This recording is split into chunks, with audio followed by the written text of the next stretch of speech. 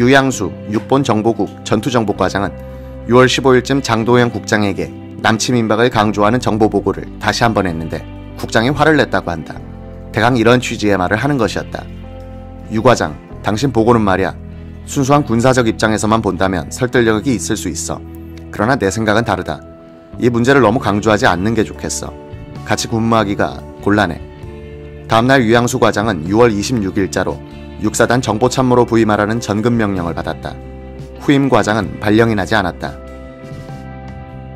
이 때문에 국군은 6.25 남침을 당했을 때 핵심 중의 핵심인 전투정보과장이 공석이었다. 과장뿐 아니라 북한 반장도 공석이었다. 북한 반장 백대위는 그 며칠 전 자살했다. 백대위는 그때 남북무역을 이용한 정보 수집을 관장하고 있었다.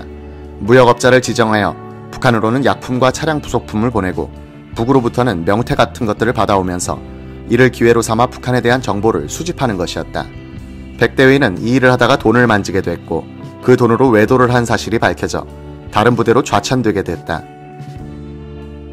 그 며칠 뒤 백대위는 육본 근처에 있던 김종필 중위의 하숙집을 찾아왔다. 2층 방으로 올라온 백대위는 김중위에게 편지를 건네더니 계단을 뛰어서 내려가는 것이었다. 불길한 예감이 든 김중위는 따라서 내려갔다.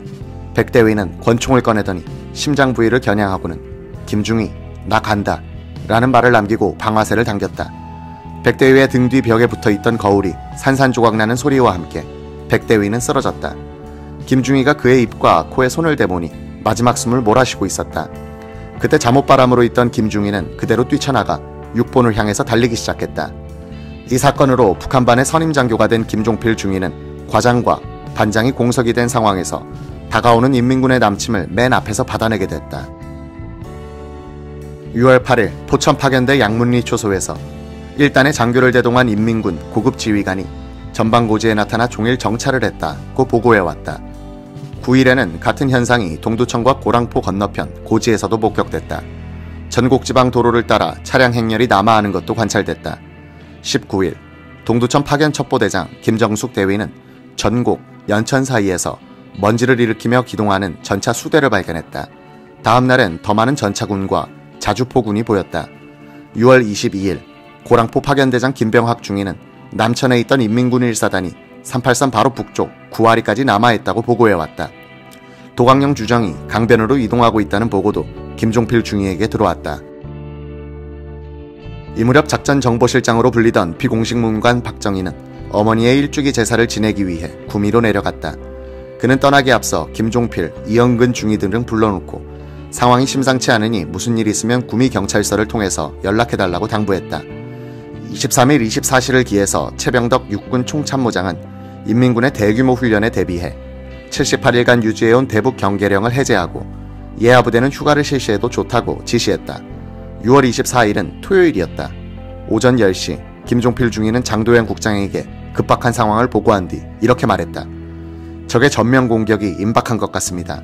내일은 일요일이라 전방부대에서 외출을 내보낼 텐데 저는 불길한 예감이 자꾸 듭니다. 뭔가 대비를 해야겠습니다. 응, 나도 동감이야. 일반 참모들을 데리고 갈 테니 상황실에 브리핑 준비를 해두게. 30분 후 김종필 중위는 육본 인사국장 신상철 대령, 작전국장 장창국 대령, 군수국장 양국진 대령, 고급부관 황원친 대령, 그리고 장도영 정보국장 앞에서 적이 기습을 한다면 내일 같은 일요일의 미명을 선택할 가능성이 높다고 보고했다. 김종필은 긴급 대책을 건의했다. 전군에 비상태세를 명령할 것, 대통령에게 긴급한 상황을 보고하고 정부의 대비를 건의할 것, 적의 주공로로 예상되는 동두천과 조공로로 예상되는 개성 정면에 강력한 정찰조를 침투시켜 적정을 확인할 것, 비상경보망의 정비, 이 시간 이후 정보국과 작전국이 합동 근무반을 편성해 작전 상황실에서 근무토록 할 것. 김종필 중위의 이 보고에 대해서 작전국장과 군수국장은 냉담한 반응을 보였다. 다만 전방부대의 경계 강화를 지시하고 장병들의 외출 외박은 지휘관의 재량에 따라 조절하도록 했다. 육본의 다른 참모들을 움직이는 데 실패한 장도영 국장은 정보국 차원에서 최선을 다해보기로 한다. 동두천과 개성의 전면에 결사 정찰조를 침투시키기로 했다. 김종필 중위가 기한한 정찰 계획에 따라 김경옥 대위가 인솔한 분대 병력은 기관 단총과 무전기를 휴대하고 심야의 개성, 송악산 서쪽 기슭을 타면서 38선을 넘어갔다. 김정숙 대위가 인솔한 정찰조는 전곡을 동쪽으로 돌아 연천으로 향했다. 두 정찰조는 38선을 넘어간 뒤 적에게 발각되었다는 소식을 전하고는 연락이 두절되고 말았다. 김종필 중위는 24일 밤 정보국 야간 당직 장교였다. 저녁 7시 그는 정보국의 각 지구 파견대와 전방 4개사단 정보참모에게 2시간마다 한 번씩 상황을 보고하도록 지시했다. 밤 9시 옹진반도와 춘천에서 가벼운 총격전이 있었다는 보고가 들어왔다. 38선 일대에서는 호우, 서울에서도 기온이 내려가면서 비가 내리기 시작했다. 김종필 중위는 불안, 초조, 그리고 야릇한 기대마저 뒤섞인 기분으로 벽에 걸린 둥근 시계를 응시하곤 했다. 이 시각 육군본부 장교 구락부에서 개관 연회가 질펀하게 벌어지고 있었다. 미 군사고문관들과 수도권의 국군 지휘관들이 참석했다. 술과 춤과 여인들이 있었다. 장도영 국장도 이 파티에 끼었다가 자정 무렵에 관사로 돌아가 잠자리에 들었다. 25일로 바뀌어 새벽 3시 포천에 나가 있던 첩보 파견대장이 김종필 중위에게 제1보를 전해왔다.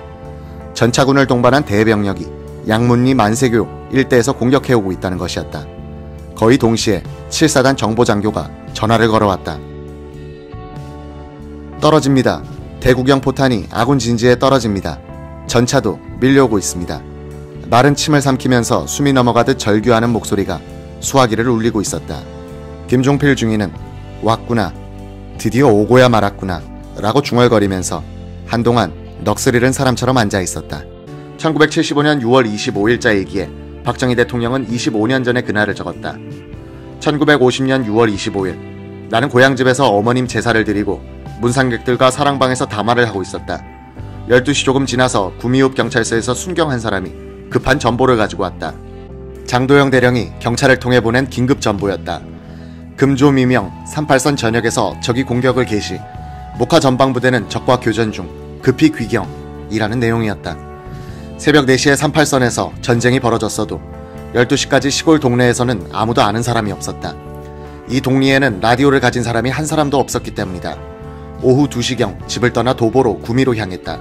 경부선 상행열차에 병력을 만재한 군용열차가 계속 북행하는 것을 볼 수 있었다. 25일 야간 북행열차를 탔으나 군 병력 전송 관계로 도중역에서 몇 시간씩 정차를 하고 기다려야 했다. 이 열차가 서울 용산역에 도착한 것은 27일 오전 7시경이었다. 거리를 다니는 사람들의 표정은 모두 불안에 쌓여 있고 위장을 한 군용 차량들이 최대 한도로 거리를 질주하고 서울의 거리에는 살기가 감돌기만 했다. 용산 6본 벙커 내에 있는 작전 상황실에 들어가니 25일 아침부터 밤낮 2주야를 꼬박 세운 작전국, 정보국 장교들은 잠을 자지 못해서 눈이 빨갛게 충혈되어 있고 질서도 없고 우왕좌왕 전화통화로 실내는 장바닥처럼 떠들썩하기만 했다. 28일 밤 2시쯤 6본이 철수할 때 박정희의 거동에 대한 목격 증언으로서는 전투정보과 소속 648기 출신 서정순 중위의 그것이 유일하다. 한강 다리가 끊어진 뒤 뚝섬 쪽으로 가는 것 같았다 라는 것이다. 그 후에 목격담은 정보국 5과장 차오성 소령에 의하여 이어진다. 그의 생전 증언. 27일 밤에 저는 미아리 전선을 시찰하고 자정이 지나서 6본에 돌아왔는데 텅 비어 있었습니다. 버리고 간 서류와 지도가 널려 있었어요. 부하 장교들을 데리고 한강 다리 쪽으로 가보았더니 폭파된 뒤였어요. 다리 위엔 시체들이 널려 있고 강에는 추락한 차량들이 수북이 쌓여 있었습니다. 할 수 없이 광나루까지 걸어가서 거기서 헤엄쳐서 건넜습니다. 천호동 쪽에 도착하니 동이 더 환해지더군요. 저쪽에 누군가가 우두커니 앉아있는 것이 보였습니다. 가까이 가니 차형, 접니다 하고 불러요. 박정희였습니다. 남루한 작업복에 모자를 쓰고 있었어요. 그의 이야기인즉 나룻배를 타고 건넜다는 겁니다. 우리는 함께 시흥을 향해서 걷기 시작했습니다. 관악산 근방에서 적의 야크기가 격추돼 불타고 있는 것을 봤습니다. 박정희는 아직 폭탄이 남아있을지 모르니 가까이 가지 말라고 하더군요. 점심때 누렇고 길쭉한 오이를 따가지고 오는 아주머니를 만나 갖고 있는 돈을 주고 한광주리를 다 샀습니다. 저, 박정희, 부하 3사람이 허기진 배를 채우려고 오이를 다 먹었는데 그야말로 꿀맛이었습니다. 그날 오후에 박정희와 헤어졌어요. 그는 시흥으로 가고 저는 나고병 수습을 위해 강변에 남았습니다. 육군본부는 시흥에 있는 보병학교로 이전했다. 장도영 정보국장은 한강다리가 끊어진 직후 김백일 6본 참모부장과 함께 새벽에 작은 보트를 타고 손바닥을 노삼아 저으면서 한강을 건넜다. 아침 일찍 보병학교에 가보니 전투정보과 장교들은 보이지 않았다. 장도영 국장은 아직 도착하지 않은 요원들 가운데 좌익전력자 박정희가 끼어 있다는데 생각이 미쳤다. 육보는 28일 오후 다시 수원으로 옮겼다. 김종필 중위 일행은 시흥의 임시 육본으로 갔다가 다시 수원으로 갔다. 일제시대에 만든 수원 청년훈련소에 정보국이 들어갔다고 해서 거기로 갔더니 박정희가 정문에 서서 자신들을 맞아주는 것이 아닌가. 김중희는 마음이 놓였다. 저분은 역시 북으로 가지 않으셨구나 하는 안도감. 박정희에게 있어서 6.25 남침은 자신에 대한 사상적 의구심을 해소시키는 계기가 됐다. 그는 이날 한강을 남쪽으로 건너는 선택을 했기 때문에 11년 뒤 그 한강을 반대 방향으로 건너 정권을 장악하게 되는 것이다.